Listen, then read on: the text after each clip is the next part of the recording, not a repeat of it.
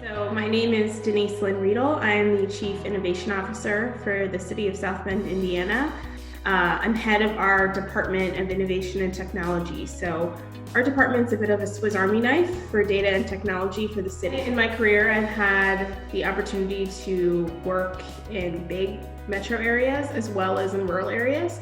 I think here, being in South Bend and being in my position as CIO, I have quickly learned about the plight of the mid-sized city and how that presents its own unique challenges around the digital divide and technology resources and the economy. You know, here in South Bend, we have pretty low broadband adoption, so higher than the national average. Certainly, almost 30% of households don't have at-home subscriptions for broadband. We also have a low fiber footprint.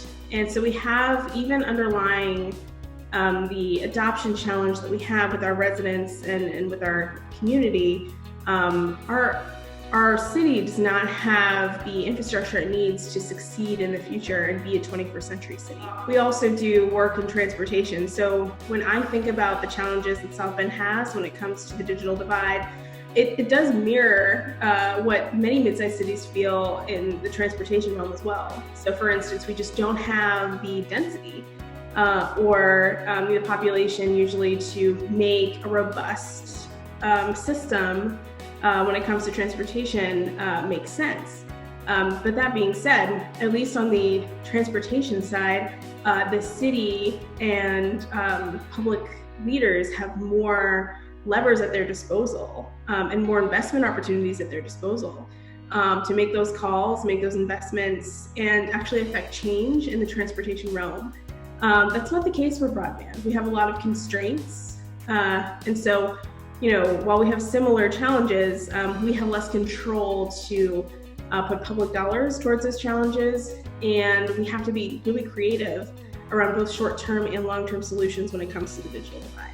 I'd like the residents of South Bend to know that when it comes to the work our team does and digital equity work generally, that questions around broadband, at-home broadband access, and internet access, just generally, those issues aren't separate from the issues that we already care about. They actually influence those issues enormously. So usually when I'm engaging with residents of South Bend and following their priorities, some of the big ones that always come to mind are, you know, infrastructure as we traditionally understand it, so roads, water, those are big concerns here. And, you know, obviously many local governments, especially in colder or Midwestern cities, have a lot of issues with roads. And that's the way we typically think of infrastructure.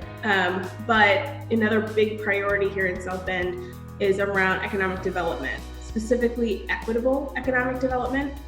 We've seen a lot of growth and change in the city over the past decade. And, you know, residents are always interested in how that impacts their neighborhood, in addition to how it impacts the city as a whole.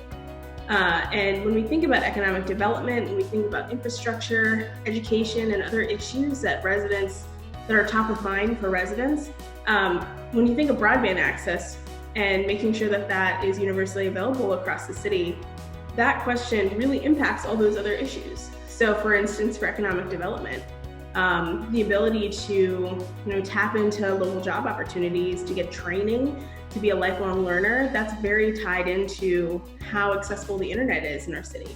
Whether you have the speeds, the quality, and the access in your neighborhood is a big deal. And so that taps into that issue certainly, as well as it influences the ability of our small businesses to have the resources they need to thrive and compete. And you know, South Bend is very passionate about infrastructure and improving its infrastructure. And I think the more we can talk about broadband, like it is essential infrastructure, I think, because truly in the 21st century it is. So talking about digital equity and equitable deployment of broadband in South Bend is so important because I don't want to eliminate inequity in our city, right? So you'll look at many other cities where economic opportunities, whether it's housing, whether it's access to clean water, whether it's access to city services or to other resources, have been impacted about where someone lives and the zip code they live in.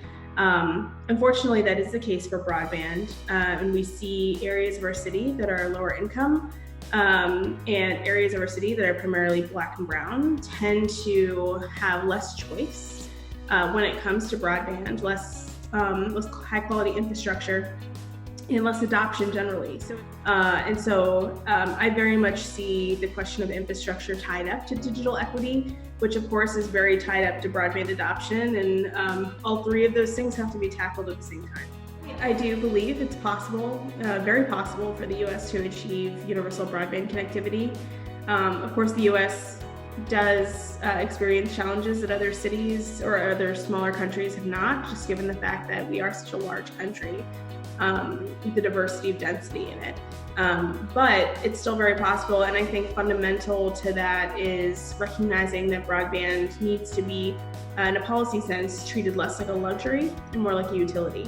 And that would enormously change local control. Speaking for the city of South Bend, but I think speaking for the country and really frankly for cities like South Bend, mid-sized cities, I think that the cost of not addressing the digital divide and not eventually getting to a place where everyone has the opportunity to have access to competitive pricing and speeds around broadband, I think we're going to see in our cities, in our community, a loss of social mobility and opportunity. And we as Americans pride ourselves on the American dream and economic mobility, and I think that access to information, to e-learning, to preventative medicine, all of that's tied up into broadband.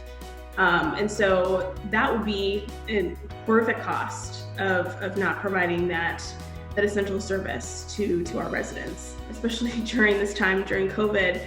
I think democratic participation, civic engagement will suffer as a result of us not being able to provide broadband to our residents. As long as we have, a universe where people will just never be able to get online, either for access reasons, for skill reasons, for speed reasons, then we will continue to have to provide services digitally and on paper.